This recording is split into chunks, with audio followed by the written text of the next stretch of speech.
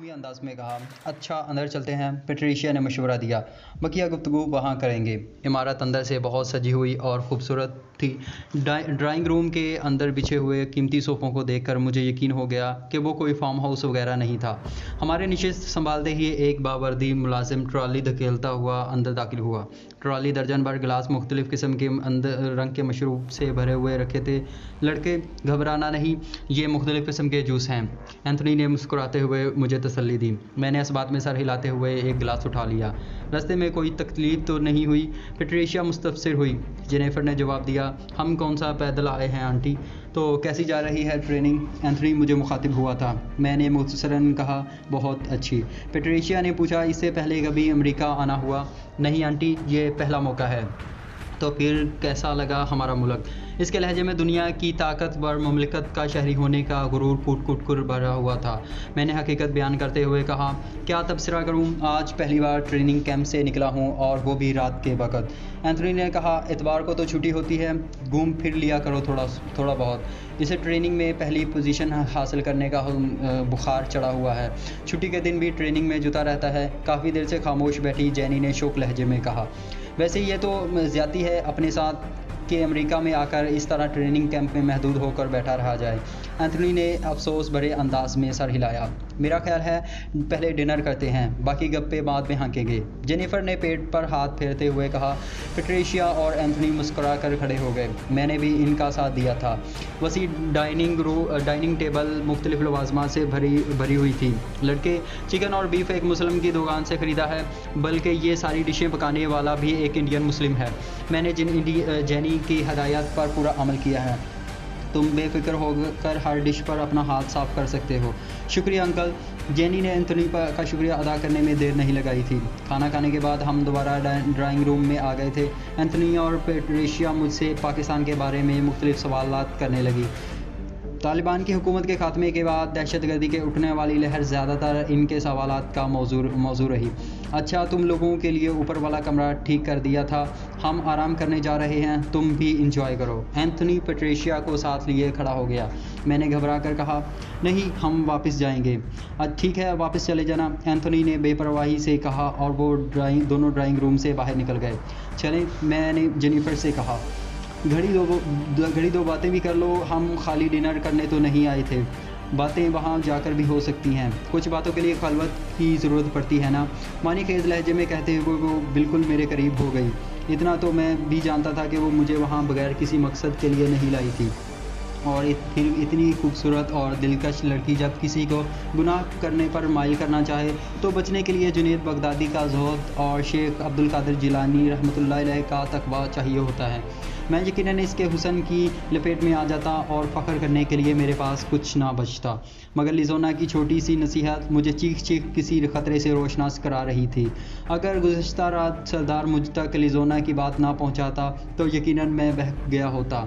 मगर अब मेरे जज्बात पर अकल गालिब थी और ये तो उसूल दुनिया है कि जब इंसान ख़ुद को किसी अनदेखे ख़तरे में घिरा हुआ पाए तो इसके जज्बात की आग अकल पर गालिब नहीं आ सकती। मुझे इस वक्त वाज़ेह तौर पर लग रहा था कि मुझे कोई नादीद आँख मुझे देख रही है। मैं ख़ुद को इसकी गिरफ्त से आज़ाद कराता हुआ खड़ा हो गया था। मेरा ख्याल है इस बारे में मैंने तुम्हें पहले से बता दिया था।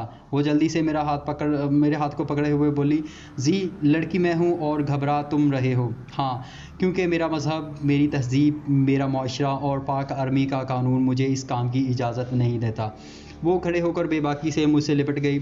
ये लतीफ़े किसी और दिन के लिए संभाल रखो जेनिफर, मेरा ख्याल है तुम्हारी गाड़ी के बगैर मुझे कैंप तक पहुंचने के लिए घंटे से ज़्यादा का वक्त नहीं लगेगा। ये कहते हुए वो बड़ी सख्ती से खुद को इसकी गिरफ्त से छुड़ाया था, क्योंकि अगर मज़ीद कुछ देर मुझसे लिपटी रहती तो शायद मेरी मुदाफ़त दम तोड़ चुकी होती। जेनिफर के चेहरे पर खजालत और गुस्से के आसार देखकर मैं बगैर माज़रत के बाहर जाने की जानब चल पड़ा। लेकिन इससे पहले कि मैं दाखिली दरवाजे तक पहुंचता, मेरी समातों में से एंथनी की आवाज़ टकराई।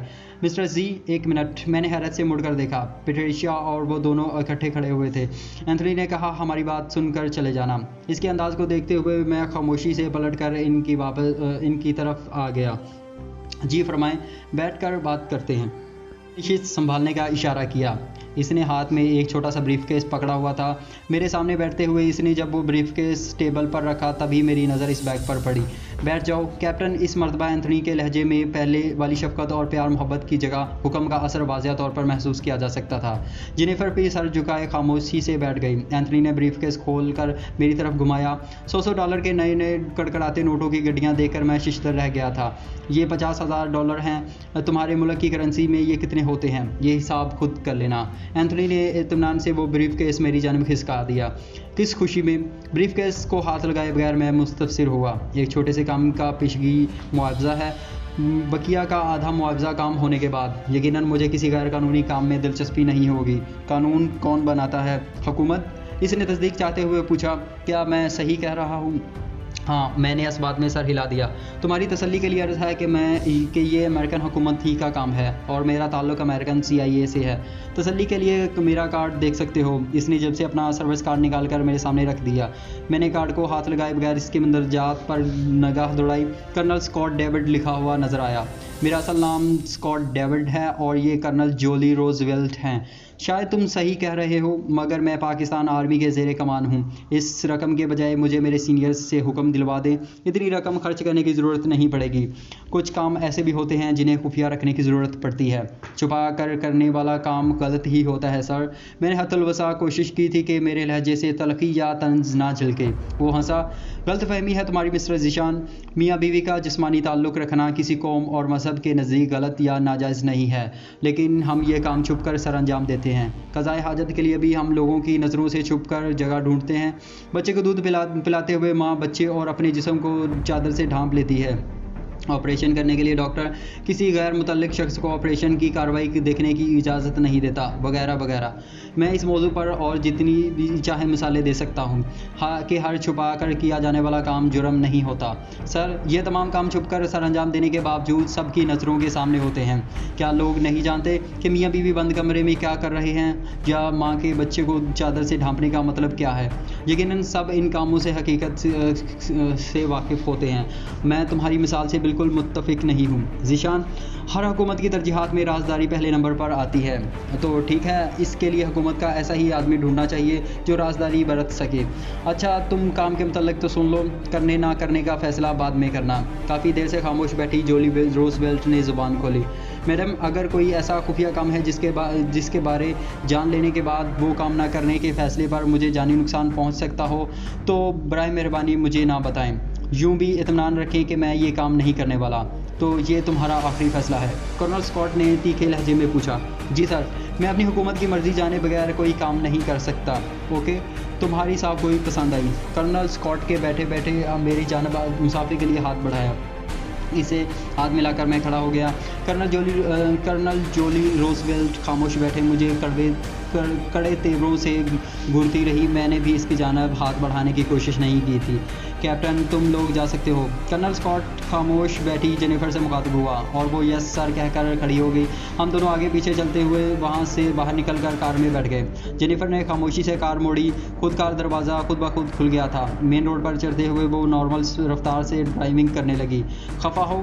मुझे खामोश पाकर इसने गुफ्तगू की इब्तिदा की। क्या नहीं होना चाहिए? मैंने सरसरी लहजे में पूछा। हाँ, क्योंकि मैंने तुम्हें नुकसान पहुंचाने की कोशिश नहीं की। तो ये क्या था? इतनी रकम की ऑफ़र किसी ख़तरनाक काम के लिए ही की जाती है। मुझे हुक्म मिला था। इसने सफाई पेश करने की कोशिश की। धोखा देने के लिए मोहब्बत और दोस्ती का सहारा नहीं लेना चाहिए। ये बात मैं मुश्किल पूरी कर पाया था कि जेनिफर ने एकदम ब्रेक लगाकर मेरी जानब मुड़ी। ऐसी कोई बात नहीं है जी। इसने मेरे दोनों हाथ थाम कर वारफतगी से कहा। तुम्हें पहली बार क्लास में रूम में देखा और तुम मुझे बहुत अच्छे लगे। याद है, मैंने तुम्हें पहले दिन तुम्हारी जानब मुतवज्जा हो गई थी। कोई इसके बाद हम एक दूसरे से थोड़े खफा रहे। इस दौरान मैंने जो उल्टी सीधी हरकतें की, सारी की सारी तुम्हारी तवज्जो अपनी तरफ मबजूल करवाने के लिए की थी।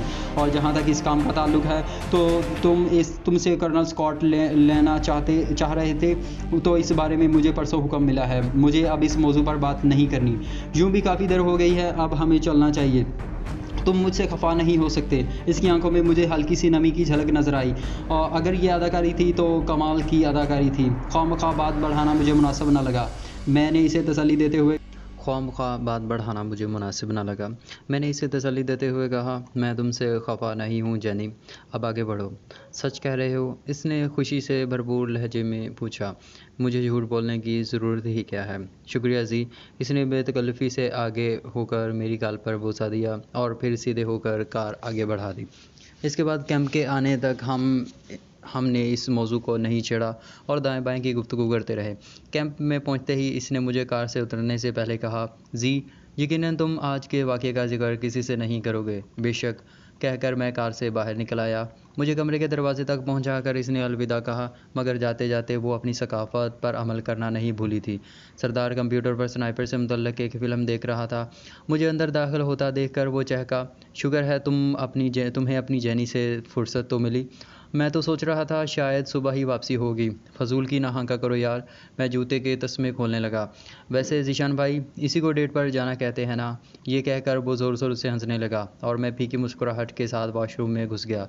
अगला हफ्ता बगैर किसी खास वाक़े के गुजर गया। इसी दौरान एक दफ़ा लिज़ोना से तफसील से बात हुई। इसे फार्म हाउस की बात बताए बगैर मैं इससे इन खदशात के बारे में इस्तफसार करने लगा जो इसने सरदार की ज़ुबानी मुझ तक पहुँचाए थे। जवाबन इसने बताया कि इसने जेनिफ़र के किसी के साथ होने वाली मुबहिम से गुफ्तगू सुनी थी और इस वक्त जेनिफ़र मुझे राज़ी करने की हामी भर रही थी। वो इस बात से बेखबर थी कि लिज़ोना वॉशरूम में है और कमरे के अंदर इसने ये बात बताने से इसलिए मना किया था कि हमारे कमरों में खुफिया कैमरों की मौजूदगी के शक को नज़रअंदाज नहीं किया जा सकता। जेनिफ़र मुझे बाकायदगी से मिल रही थी। इसके रवैये में कोई फ़र्क नहीं आया था। श्रीकांत पार्टी को इसका मुझसे यूं घुलना मिलना सख्त नागवार गुजरता था, मगर इन बेचारों के बस में कोई बात नहीं थी। और फिर हमारा कोर्स इख्तिताम पजीर होने में 3 दिन रह गए थे। आखिरी 3 दिन तक हमें मखसूस इलाके में स्नाइपर मुखालिफ कार्रवाई करना थी। इसके लिए हर आदमी के हवाले पेंट एमुनिशन किया गया और ऐसी स्नाइपर राइफ़लें हमारे हवाले की गईं जो असल स्नाइपर राइफ़लों की हूबहू नकल थीं। बस असल और नकल में फ़र्क इतना था कि नकल से सिर्फ पेंट एमुनिशन फ़ायर हो सकता था। पेंट राइफ़ल से 600-700 मीटर के फासले तक हदफ को निशाना बनाया जा सकता था। 3 दिनों का राशन पानी हमारे पास होना था। तमाम स्नाइपर्स को जोड़ी जोड़ी की शक्ल में जंगल में जाना था। हर स्नाइपर को ऐसी घड़ी पहनने को दी गई थी जिसमें कैमरा नस्ब था। इस तरह सारे स्नाइपर्स को स्क्रीन पर देखा जा सकता था। जो स्नाइपर दूसरे स्नाइपर की गोली का निशाना बन जाता, इस कार्रवाई से निकलता जाता। इसी तरह सिर्फ एक जोड़ी ने बाकी बचना था और बच जाने वाले को जीता हुआ तस्वर किया जाता।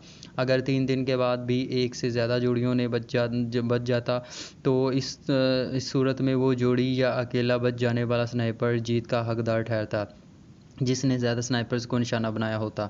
ये सारी तफसील हमें इस मशक़ के आगाज़ से एक दिन पहले ही मेजर जेम्स ने बता दी थी। इसी रात जेनिफ़र डिनर के बाद मेरे पास पहुंच गई। इसी वक्त सरदार लिज़ोना के पास गया था। पता है मैं तुम्हारे लिए क्या तोहफ़ा लाई हूँ? इसने कमरे में दाखिल होते ही पूछा। जादू मुझे आता नहीं, अल्हाम मुझे होता नहीं। इल्मुल गैब जानने वाली ज़ात अल्लाह पाक ही है। जी तुम भी ना? इसने हंसते हुए कथा कलामी की। अच्छा ये देखो। इसने खूबसूरत पैकिंग में एक छोटा सा डिब्बा मेरी जानिब किया।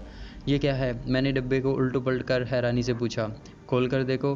वो मेरे साथ ही बैठ गई क्योंकि मैं जानता था कि अगर मैं वहाँ से उठकर कहीं और भी जाकर बैठता इसने मेरे साथ लग कर ही बैठना था। इसलिए इसे नज़रअंदाज करके मैं पैकिंग खोलने लगा। डिब्बे में काले रंग का एक छोटा सा मोबाइल फ़ोन रखा था। ये तो मोबाइल फ़ोन है, अच्छा है ना? इसने इश्तियाक से पूछा। हाँ मगर मेरे किस काम का? पता है ये तोहफ़ा वगैरह नहीं है। खिलाफ़े तवक्को वो मेरे करीब से उठकर सरदार के बेड पर बड़े अंदाज से तकिए से टेक लगाकर बैठ गई। यकीनन वो कोई ख़ास बात करने के मूड में थी। मैं चाहती थी कि मैं पुरसुकून अंदाज में इसकी बात सुनूं, इसलिए वो मुझसे थोड़ा दूर हटी थी। मैंने मुतबस्सम होकर पूछा, तो फिर क्या है? कल की मशक़ के बारे में इल्म है ना? हाँ, मैंने इस बात में सर हिलाया। तो बात यह है कि तुम्हारे हाथों मशक़ से आउट नहीं होना चाहती थी। तुम सबसे ज़्यादा ख़तरनाक निशानेबाज हो और मैं चाहती हूँ कम अज़ कम मैं तुम्हारी गोली का निशाना ना बनूँ। तो इसमें मोबाइल फ़ोन का क्या किरदार? क्या ये बतौर रिश्वत है? तुम्हें पता है ना सबके पास नक्शा और GPS मौजूद होगा। हाँ तो बस मुझे अपनी जगह से आगाह रखना। इसी तरह मैं तुम्हें अपनी जगह से बाखबर रखूँगी। बस हम दोनों एक दूसरे से दूर रहेंगे। तुम जानती हो हर आदमी कैमरे की आंख की ज़द में होगा, फिर मैं ये कैसे बता पाऊँगा? कॉल करने की ज़रूरत ही क्या है, मोबाइल फ़ोन पर मैसेज भी भेजा जा सकता है। वो मोबाइल फ़ोन ऑन करके मुझे मैसेज भेजने का तरीका समझाने लगी। कैमरा घड़ी में लगा है, जब भी मैसेज करना चाहो मोबाइल फ़ोन को इसी घड़ी वाले हाथ के नीचे करके मैसेज भेज देना। ना किसी को मोबाइल फ़ोन दिखाई देगा और ना किसी के कानों में तुम्हारी आवाज़ पड़ेगी। मुझे बज़ाहिर जेनिफ़र की बात में कोई कबाहत नज़र नहीं आ रही थी। इसकी तजवीज़ भी हर सकम और कजी से पाक थी। इसके मोहब्बत भरे रवैये के जवाब में मैं इतना तो इसके लिए कर ही सकता था। तुम किसी और के हाथों भी तो निशाना बन सकती हो। तो होने को तो कुछ भी हो सकता है, इसने मंतकी लहजे में कहा। लेकिन इंसान डरता तो इसी से है जो इसे नुकसान पहुंचा सके, और इस लिहाज से तमाम स्नाइपर्स के लिए सबसे ज़्यादा ख़तरनाक तुम हो। तमाम इसी कोशिश में रहेंगे कि तुमसे दूर दूर रहें। मैंने मज़ाही अंदाज में कहा, आज तुम्हारे हाथ में कुछ ज़्यादा लंबा बांस नहीं है। वो तकिए से टेक लगाए हुए थी, सीधी होकर बैठते हुए बोली, मैं तुम्हें यकीन दिला सकती हूँ। मुझे यकीन आ गया है। मैंने फ़ौरन दोनों हाथ बुलंद करते हुए शिकस्त का ऐलान किया और वो कहका लगाकर हंस पड़ी। थोड़ी देर मज़ीद मुझे ब्रीफ़ करने के बाद इसने इजाज़त चाही। जाते जाते वो मुझे मोबाइल फ़ोन चार्ज कर लेने की ताकीद करना नहीं भूली थी। जाने से पहले हम तमाम तैयार खड़े थे। तमाम लोग जिस जिस जगह पर खड़े हैं अपना बैग और हथियार वहीं छोड़कर मेरे पास आ जाएं। हमारे इंस्ट्रक्टर कैप्टन टोनी ग्रिफिन ने मेगाफोन के ज़रिए अपनी बात हमारे कानों तक पहुंचाई। क्योंकि हम तमाम काफ़ी दूर दूर तक बिखरे हुए थे, अपना सामान अपनी जगह पर छोड़कर हम सब इसके करीब आकर इकट्ठे हो गए। हाँ, सारे इस हॉल में चले जाएं। इसने एक बड़े हॉल की जानिब इशारा किया। हमने हुक्म की तामील की। वो सिनेमा के जैसा हॉल था। तमाम फर्श में गड़ी कुर्सियों पर बैठ गए। कैप्टन टोनी ग्रिफिन ने सामने आकर कहा, हम तुम्हें जंगल में दाखिल करने से पहले कुछ ज़रूरी समझते हैं कि इस जंगल की अंदरूनी तफसीलात बज़रिया फ़िल्म दिखा दें। वो नक्शे और जीपीएस वगैरह तुम्हारे पास मौजूद हैं। किसी भी इलाके में कार्रवाई करने से पहले स्नाइपर इस इलाके की क्रॉली रैकी करता है और हम तुम्हें क्रॉली का मौका फराहम नहीं कर सके। इसलिए जंगल के मुतल्लक ये तफसीली फ़िल्म दिखाकर क्रॉली ना करने से होने वाली कमी को पूरा कर रहे हैं। घंटे भर की फ़िल्म में इस जंगल के मुतल्लक तमाम तफसीलात मौजूद थीं। फ़िल्म दिखाने के बाद कैप्टन टोनी ग्रिफिन ने हमें कुछ अहम बातों से आगाह किया और बताया कि जंगल में दाखिल होने के बाद हमारे पास फ़कत 1 घंटे का वक्त होगा। इसके बाद तमाम जोड़ियों को इजाज़त होगी कि वो एक दूसरे पर अपना निशाना आजमा सकें। अपनी आंखों की हिफाजत के लिए हमें शफाफ आइनों के वाले खुसूसी चश्मे दिए गए थे ताकि पेंट एमुनेशन बराह रास्त आंख पर लग कर कोई नुकसान न पहुँचा सके। अपने सामान की तरफ वापस जाते हुए एक छोटी सी बदमज़गी ये पैदा हो गई कि सरदार लिज़ोना से कोई बात कहने के लिए इसके करीब लम्हा भर के लिए रुका और वहाँ से गुजरने वाले श्रीकांत पार्टी ने तंसिया अंदाज में कह दिया कि वो सबसे पहले सरदार की इस नन्ही बुलबुल को निशाना बनाएंगे। जवाबन सरदार ने भी इसे ठीक ठाक जवाब दिया। बात शदीद बढ़ जाती मगर जेनिफर ने आकर मामला संभाल लिया और वो दोनों अपने सामान की तरफ बढ़ गए। अगर जेनिफर ना आ जाती तो इसे बनिए को तो मैं जंगल में घुसने से पहले ही फारिग कर देना था। सरदार ने अपना बैग उठाते हुए गुस्सैले लहजे में कहा, हाँ, ठंडे दिमाग से किसी बात पर गौर करना, खानों के मसलक में कहाँ मुझे ही टोकते रहना। इन बनियों को सबक सिखाने की ना सोचना। इन्हें सबक सिखा तो दिया था, भूल गए? लियोपोल्ड टेलीस्कोप साइट के फायर में कितने शर्मसार और बेइज्जत हुए थे। इस बात को कई हफ्ते गुजर गए हैं। सरदार ने मुंह बनाया। हफ्ते नहीं, कई साल भी गुजर जाएं मगर ये ज़िल्लत फरामोश नहीं कर सकते। अच्छा ठीक है बुकरात साहब, अब चलो ये ना हो अगले हमारी शुरुआत का यहीं इख्तिताम कर दें। हम बहुत बातें करना आ गया है। यकीनन ये लिज़ोना की सोहबत का असर है। हाँ, लिज़ोना के ज़िक्र से याद आया, वो कह रही थी ज़ीशान भाई को कह देना कि कम अज़ कम पहले दिन अगर वो हमारे निशाने की ज़द में आ जाएं तो हमें इन्हें कुछ ना कहें। हम में कौन से सुरखाब के पर लगे हैं, हम खुद लोगों से छुपते फिर रहे होंगे। यार मैं कुछ नहीं जानता, अगर लिज़ोना आज नज़र आ गई तो मैं तुम्हें गोली नहीं चलाने दूंगा। सरदार हतमी लहजे में बोला। अच्छा अब फालतू की बातों को छोड़ो, पहले मरहले में छुपने की कोशिश करना होगी। बातें बिल्कुल ख़त्म, दाएं बाएं का जायज़ा अच्छी तरह से जायज़ा लो। ये देखो दुश्मन कहाँ कहाँ छुप सकता है। ओके बॉस, सरदार ने मज़ाहिया अंदाज में कहा और हम दाएं बाएं का जायज़ा लेते हुए आगे बढ़ गए। आधे घंटे बाद ही मुझे एक मुनासिब जगह दिखाई दे गई थी मगर मैं सरदार के साथ आगे बढ़ता रहा। इस जगह से 100 मीटर दूर जाकर मैं सरदार के साथ एक झाड़ी में छुप गया। खूब अच्छी तरह दाएं बाएं का जायज़ा लेकर मैंने सरदार को बताया कि हमें पीछे मुड़ना है, पहले वहीं रुक जाते। इसने सरगोशी की। हो सकता है कोई हमारी निगरानी कर रहा हो, यहाँ से क्रॉल करके जाएंगे। हाँ ये ठीक है, सरदार ने मेरी तायीद की। चंद लम्हे दाएं बाएं का जायज़ा लेने के बाद हम दोनों ऊंची घास और झाड़ियों में रेंगते हुए पीछे हटने लगे। थोड़ी देर बाद हम मतलूबा जगह पर पहुँच गए थे। चंद लम्हे बाद दाएं बाएं का जायज़ा लेने के बाद हम दोनों ऊंची घास और झाड़ियों में रेंगते हुए पीछे हटने लगे। थोड़ी देर बाद हम मतलूबा जगह पर पहुंच गए थे। घनी झाड़ियों के बीच घनी शाखों वाला वो दरख्त एक स्नाइपर के लिए बहुत मुनासिब मचान बन सकता था। वो ऐसी आइडियल जगह दूसरों की निगाह में भी बहुत जल्दी आ जाती है, मगर वहाँ दरख्त इतनी कसरत से थे कि इस दरख्त का नुमायाँ होना आसान नहीं था। मैं निगरानी कर रहा हूँ, तुम मचान बनाओ। एक मजबूत शाख पर बैठकर मैंने सरदार को कहा। इसने इस बात में सर हिलाते हुए अपना बैग उतार कर साइड पर रखा, राइफल दूसरी शाख से लटकाई और मचान बनाने लगा, जबकि मैं चौकन्ना होकर दाएं बाएं का जायज़ा लेने लगा। मचान की तकमील के साथ हम दोनों इसमें लेट गए। सरदार ने पूछा, अब क्या 3 दिन हम यहीं गुजारेंगे? मैंने जवाब दिया, नहीं, बस आज का दिन। इसी दौरान अगर कोई इस रास्ते से गुजर गया तो अंजाम को पहुंचेगा। दूसरी सूरत में कल जंगल में घूमकर शिकार ढूंढेंगे। इसी वक्त मोबाइल पर मैसेज रिसीव हुआ। मैं सरदार को मोबाइल के बारे तफसील से बता चुका था, इसलिए इसने टोन की आवाज़ सुनकर कोई सवाल पूछने से गुरेज किया था। मैंने कैमरे की आंख से बचकर मैसेज पढ़ा। जेनिफर ने अपनी जगह का 6 हिंदसी हवाला भेजा था। 6 हिंदसी हवाला मालूम होने के बाद हम किसी भी आदमी की जगह के बारे में जान सकते हैं कि वो नक्शे के मुताबिक किस जगह पर बैठा हुआ है। आर्मी के मुतल्लिक़ आराइन इस बारे मुकम्मल आगाह होंगे। दूसरों को समझाने के लिए ये मुजमिल बात ही काफ़ी है, वरना तफसील बताने की सूरत में तो हम शायद असल कहानी दरमियान ही में छोड़ दें और हम नक्शा भी नहीं सीखने में लग जाएं। मैंने GPS पर अपनी जगह का 6 हिंदसी हवाला भी देकर इसे भेजा और फिर नक्शा निकाल कर जेनिफर की जगह देखने लगा। वो हमसे करीबन 700 मीटर दाएं तरफ मौजूद थी। अचानक सरदार ने सरगोशी भरे लहजे में कहा, ज़ीशान, एक पार्टी इसी तरफ आ रही है। मैंने इसकी बताई हुई सिमत में निगाह दौड़ाई। दरख्तों की आड़ लेकर 2 आदमी हमारी ही जानिब बढ़ते आ रहे थे। क्या ख्याल है, बिस्मिल्लाह पढ़ें? सरदार ने मुझे दावत दी। फासला मालूम करो। मैं टेलीस्कोप साइड के हिफाजती कवर उतार कर शिस्त बांधने लगा। लेज़र रेंज फाइंडर से फासला मालूम करके सरदार ने जवाब दिया, 400 मीटर। एलिवेशन नॉब घुमाकर मैंने 400 मीटर की रेंज लगाई और इन दोनों के थोड़ा आगे पहुंचने का इंतज़ार करने लगा, क्योंकि आगे थोड़ी सी जगह ऐसी थी कि इन्हें झाड़ियाँ या दरख्तों की आड़ मुयस्सर नहीं आ सकती थी। वो दोनों आगे पीछे चलते हुए जूँ ही खाली जगह पर आए, मैंने पीछे वाले का निशाना लेकर गोली दाग दी। हिट। आंखों से दूरबीन लगाए सरदार ने फ़ौरन ऐलान किया। यकीनन पीछे वाले के मुंह से खुद को कोसने का कोई फिक्र अदा हुआ होगा कि आगे वाला रुक कर इसकी तरफ मुतवज्जा हुआ, और जब तक आगे वाले की समझ में कुछ आता मैंने राइफल दोबारा कॉक करके फायर कर चुका था। दोनों की छातियों पर सुर्ख निशान सबत हो गया था। उस अहकामात के मुताबिक इन्होंने अपने पैक से सफ़ेद रंग की कमीज़ निकाल कर पहन ली। अब इन्हें कोई निशाना नहीं बना सकता था।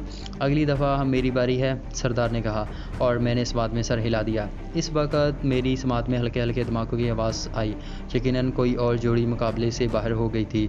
सपहर के करीब हमें बाईं जानब से एक जोड़ी गुजरती दिखाई दी। मैंने सरदार को मुतवज्जा किया।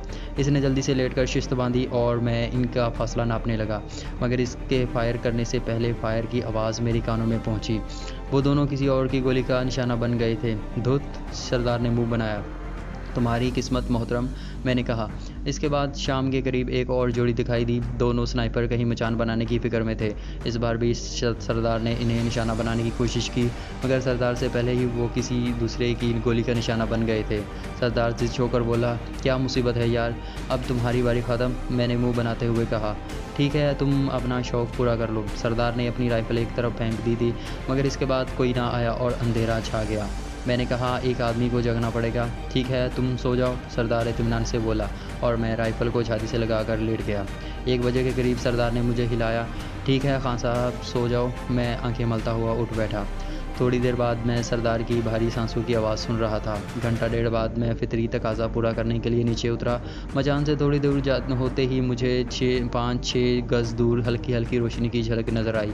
कोई आग जलाकर कुछ पकाने की तगोदो में था। मैं नीचे उतरने के मकसद को मौखर करते हुए जल्दी दरख्त पर चढ़ा। अपने बैग से नाइट विजन गॉगल निकाल कर आंखों पर लगाई और राइफ़ल उठाकर नीचे उतर आया। सरदार को उठाने की ज़रूरत मैंने महसूस नहीं की थी।